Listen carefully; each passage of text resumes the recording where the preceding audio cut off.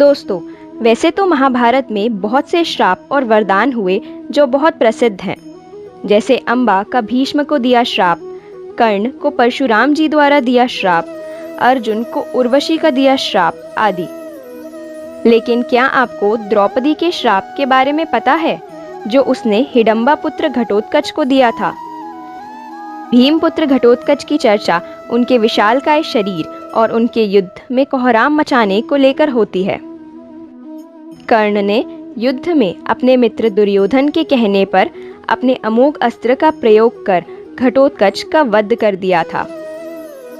कर्ण इस अस्त्र का प्रयोग अर्जुन पर करना चाहते थे। यह अमोघ अस्त्र एक ऐसा अस्त्र था जिसका बाण कभी खाली नहीं जाता, लेकिन वरदान के अनुसार इसका प्रयोग सिर्फ एक ही बार किया जा सकता था। यदि कर्ण इसका प्रयोग घटोत्कच के ऊपर नहीं करते तो महाभारत के युद्ध का परिणाम कुछ और ही होता।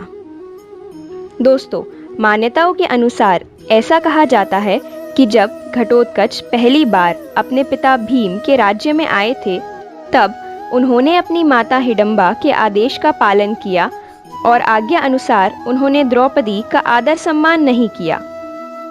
ये देखकर द्रौपदी का मन बहुत आहत हुआ और उन्होंने अपमान महसूस किया। उन्होंने कहा कि वह एक विशिष्ट स्त्री है और पांडवों की पत्नी भी है।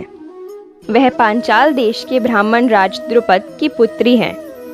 साथ ही उन्होंने ये भी कहा कि उनकी प्रतिष्ठा पांडवों से कहीं अधिक है।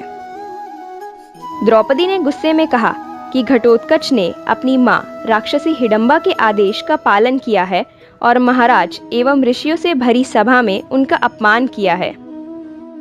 इसलिए उन्होंने घटोत्कच को श्राप दिया कि घटोत्कच की आयु सीमा बहुत कम होगी और वह बिना किसी युद्ध के ही मारे जाएंगे। और महाभारत के युद्ध में हमें ऐसा ही देखने को मिलता है। दोस्तों, आपकी जानकारी के लिए बता दें, घटोत्कच का विवाह दैत्यराज मूर की पुत्री मौरवी से हुआ था, जिसे कामकंथिका के नाम से भी जाना जाता है। घटोत्कच के 3 पुत्र थे, अंजनपर्वा, बर्बरीक और मेघवर्ण।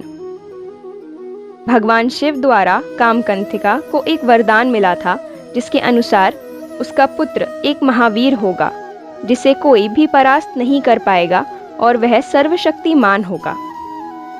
इसी कारण से घटोत्कच के पुत्र बर्बरीक दानवीर होने के साथ साथ कर्ण और अर्जुन से भी बड़े धनुर्धर थे और बर्बरीक के 3 बाण ही काफी थे, जिसके बल पर वह पांडवों और कौरवों की संपूर्ण सेना को समाप्त कर सकते थे। बर्बरीक की इसी शक्ति के कारण श्री कृष्ण ने उनसे उनके शीश का दान मांग लिया था और बाद में भगवान श्री कृष्ण ने ही उनको एक वरदान दिया था कि कलयुग में तुम मेरे नाम से पूजे जाओगे। और इसी कारण से आज के समय में उनको खाटू श्याम जी के नाम से पूजा जाता है।